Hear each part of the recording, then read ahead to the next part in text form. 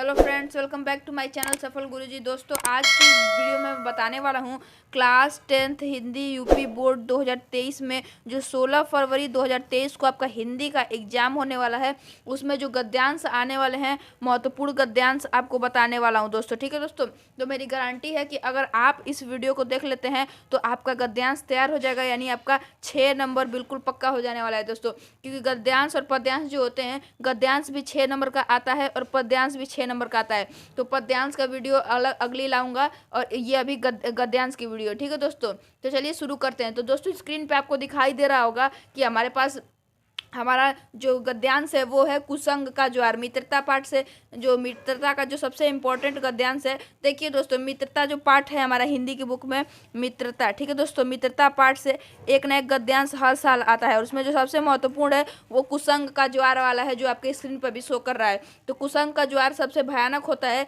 यह केवल नीति और सद्बुद्धि का विनाश नहीं करता बल्कि बुद्धि का भी क्षय कर देता है। ठीक है दोस्तों, तो यहाँ पे आप लोग देख सकते हैं, आपको मैं दिखा दूँ गद्यांश, देख लीजिए यहाँ पे कि कुसंग का ज्वार सबसे भयानक होता है। यह केवल नीति और सद्वृत्ति का विनाश नहीं करता बल्कि बुद्धि का भी क्षय कर देता है।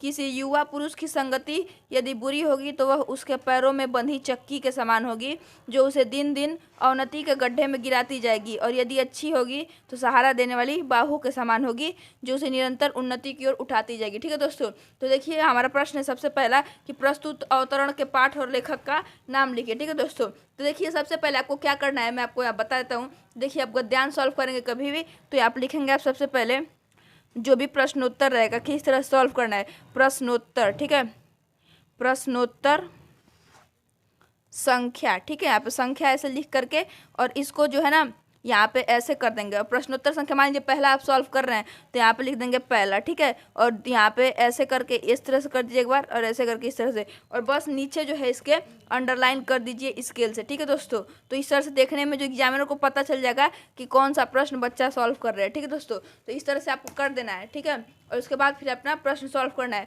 तो हमारा प्रश्न है जो अ वाला प्रश्न है हमारा इसका गद्यांश का, कि प्रस्तुत अवतरण के पाठ और लेखक का नाम लिखिए। ठीक है दोस्तों, तो आप लिखेंगे इसको, तो आप लिखेंगे यहाँ पे कि उत्तर में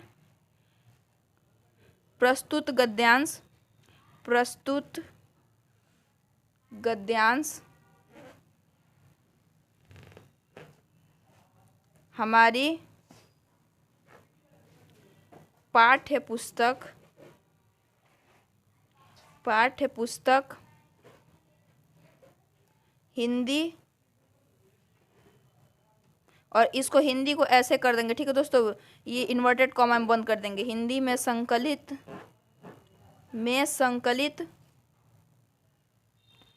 और देखिए मित्रता पाठ से आप लिखेंगे जब, तो मित्रता पाठ से उद्गृत है ना, तो यहाँ पे मित्रता जब आप लिखेंगे इसे तो दूसरे कलर यानी ब्लू पेन से आप आंसर लिख रहे हैं तो ब्लैक पेन कर दीजिएगा। ठीक है दोस्तों, सॉरी यहाँ पे मित्रता होगा, त्र होगा, मैंने स्र लिख दिया। मित्रता पाठ से उद्गृत है। ठीक है दोस्तों, उद्गृत अथवा अवतरित है। ठीक है दोस्तों, अवतरित भी लिख सकते हैं आप लोग, अवतरित है।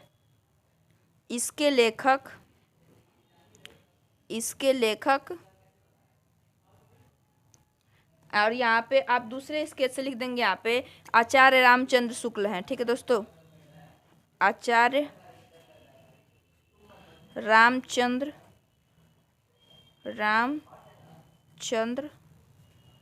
शुक्ल है।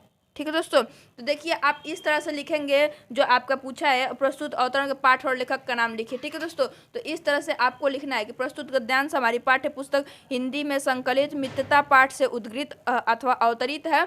इसके लेखक आचार्य रामचंद्र शुक्ल हैं। ठीक है दोस्तों, अब फिर हमारा अगला प्रश्न क्या कह रहा है, आप लोग फिर से एक बार गद्यांश देखिए, आपके स्क्रीन पर शो हो रहा होगा। तो आपका अगला प्रश्न है कि रेखांकित अंशों की व्याख्या कीजिए। ठीक है दोस्तों, रेखांकित अंशों की व्याख्या कीजिए।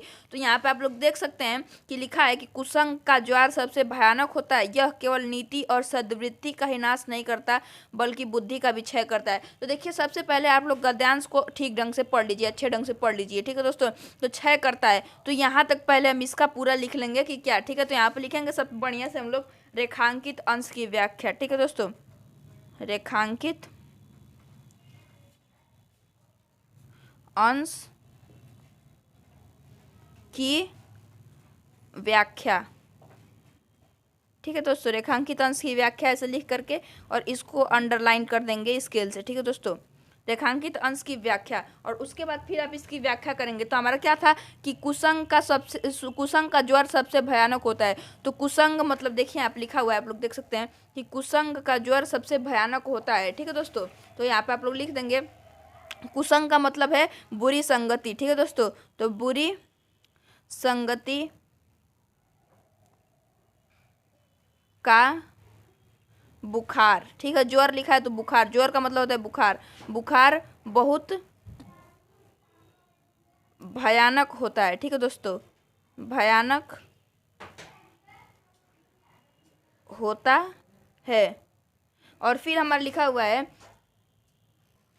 यह केवल नीति और सद्वृत्ति का ही नाश नहीं करता बल्कि बुद्धि का भी क्षय करता है। तो इसको आप लिखेंगे कि बुरी संगति का बुखार बहुत भयानक होता है। यह केवल हमारे नैतिकता और सदाचार, ठीक है दोस्तों, सदाचार का को यहाँ पे लिखेंगे, को ही नष्ट नहीं करता अपितु बुद्धि को भी नाश कर देता है। ठीक है दोस्तों, यहाँ पे बुद्धि को भी नाश कर देता है। ठीक है दोस्तों, तो देखिए यहाँ पर आप सीधे जब पढ़ते जाएंगे गद्यांश को तो आपका अपने आप उसकी व्याख्या होती जाएगी। ठीक है दोस्तों, तो एक एक लाइन पढ़ते रहिए और उसकी व्याख्या करते रहिए। बाकी आगे की व्याख्या मैं लिख लेता हूँ, फिर उसको समझाता हूँ। तो यहाँ पर आप लोग देख सकते हैं कि लिखा हुआ है कि अगला हमारा जो हमें व्याख्या करना है वो है कि किसी युवा पुरुष की संगति यदि बुरी होगी तो वह उसके पैरों में बंधी चक्की के समान होगी। ठीक है दोस्तों, तो देखिए हमने यहाँ पे कैसे इसकी व्याख्या की है। देखिए तो यहाँ पे ये तो हमने कर लिया था यहाँ से। तो किसी व्यक्ति की संगति यदि बुरी होगी तो वह उसके पैरों में बंधी उस पत्थर के समान होगी। देखिए चक्की से यहाँ आशय जो है वो पत्थर का है। ठीक है दोस्तों, उस पत्थर के समान होगी जो उसे प्रतिदिन बर्बादी के गड्ढे में गिराती जाएगी। ठीक है दोस्तों, यहाँ पे लिखा था ना कि यहाँ पे देखिए आप लोग देख सकते हैं कि उसे अवनति के गड्ढे में गिराती जाएगी। ठीक है दोस्तों, पैरों में बंधी चक्की के समान होगी जो उसे दिन दिन अवनति के गड्ढे में गिराती जाएगी।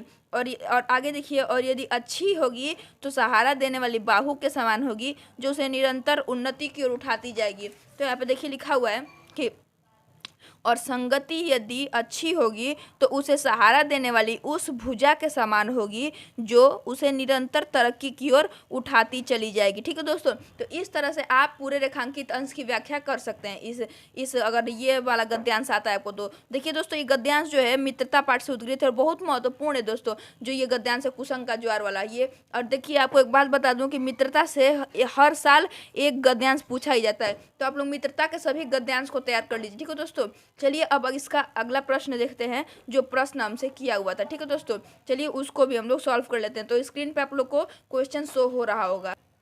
तो दोस्तों ये आपका प्रश्न है आपके सामने है कि युवा पुरुष की संगति के बारे में क्या कहा गया है। ठीक है दोस्तों, तो ये जो प्रश्न पूछे रहते हैं आपसे इनका उत्तर जो आपको अपने गद्यांश में मिल जाएगा। ठीक है दोस्तों, तो यहाँ पे आपको दिखा देता हूँ इसका उत्तर में कि आपका क्वेश्चन है कि युवा पुरुष की संगति के बारे में क्या कहा गया है। ठीक है दोस्तों, देखिए तो यहाँ पर देख सकते हैं कि देखिए किसी युवा पुरुष की संगति यदि बुरी होगी तो वह उसके पैरों में बंधी चक्की के समान होगी। ठीक है दोस्तों, यहाँ पर देख सकते हैं आप लिखा हुआ है कि किसी युवा पुरुष की संगति यदि बुरी होगी तो वह उसके पैरों में बंधी चक्की के समान होगी जो उसे दिन दिन अवनति के गड्ढे में गिराती जाएगी।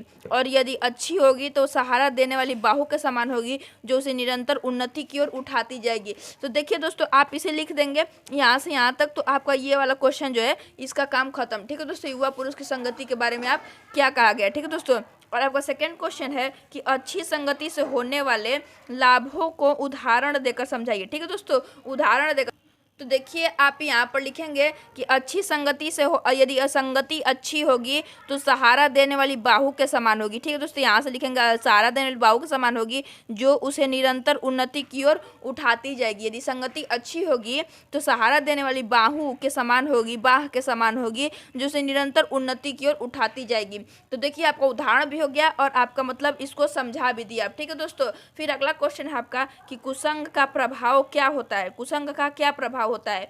तो देखिए यहाँ पे इसका भी आंसर है, लिखा हुआ है सबसे पहले लाइन में। देखिए कुसंग का ज्वार सबसे भयानक होता है, यह केवल नीति और सद्वृत्ति का ही नाश नहीं करता बल्कि बुद्धि का भी क्षय करता है। ठीक है दोस्तों, तो कुसंग यहाँ पर लिखेंगे कुसंग जो होता है, कुसंग यह हमारे केवल नीति और सद्वृत्ति का विनाश नहीं करता बल्कि बुद्धि का भी क्षय करता है। ठीक है दोस्तों, यहाँ पे देख सकते हैं आप लोग, कुसंग का ज्वर सबसे भयानक होता है, यह केवल नीति और सद्वृत्ति का विनाश नहीं करता बल्कि बुद्धि का भी क्षय करता है। किसी युवा पुरुष की संगति यदि बुरी होगी तो यहाँ पे क्षय करता है, बस आप तक यहाँ तक लिख देंगे। ठीक है दोस्तों, तो यह कुसंग का प्रभाव आपने समझा दिया। ठीक है दोस्तों, तो इसी तरह से आप सभी गद्यांश को हल कर सकते हैं। ये महत्वपूर्ण गद्यांश था मैंने जो आपको बताया, तो इसे आप लोग जरूर तैयार करिए और साथ में आप लोग इस गद्यांश को भी आप लोग तैयार कर लीजिए, जो कि आप लोग को दिखाता हूं मैं। ये वाला गद्यांश था, हाँ ये देखिए, विश्वास पात्र मित्र। ठीक है दोस्तों, ये वाला गद्यांश आ सकता है। ठीक है दोस्तों, इन दोनों गद्यांश को आप तैयार कर लिए तो मेरी गारंटी है कि आप जो है अपने बोर्ड एग्जाम 2023 में आप गद्यांश में 6 में से 6 नंबर को हासिल करेंगे। तो इस गद्यांश को आप लोग तैयार कर लीजिएगा, ध्यान से देख लीजिए। ठीक है दोस्तों, विश्वास पात्र मित्र जीवन की एक औसत है, ये किसी भी गाइड में मिल जाएगा। आप लोग विद्या क्वेश्चन बैंक या फिर अवतार क्वेश्चन बैंक किसी में देखेंगे तो जरूर मिलेगा। ठीक है दोस्तों, ये दोनों, तो आप लोग इन दोनों गद्यांश को तैयार कर लीजिए। बाकी मेरी गारंटी है कि आप पक्का 6 में से 6 नंबर लाएंगे। और किस तरह सॉल्व करना है मैंने आपको बता ही दिया, और अगर नहीं सॉल्व होगा तो कमेंट करिएगा, मैं उस गद्यांश का भी हल लेकर आ जाऊंगा वीडियो में। चलिए मिलते हैं नेक्स्ट वीडियो में पद्यांश की व्याख्या के साथ। चलिए तब तक के लिए जय हिंद, जय भारत।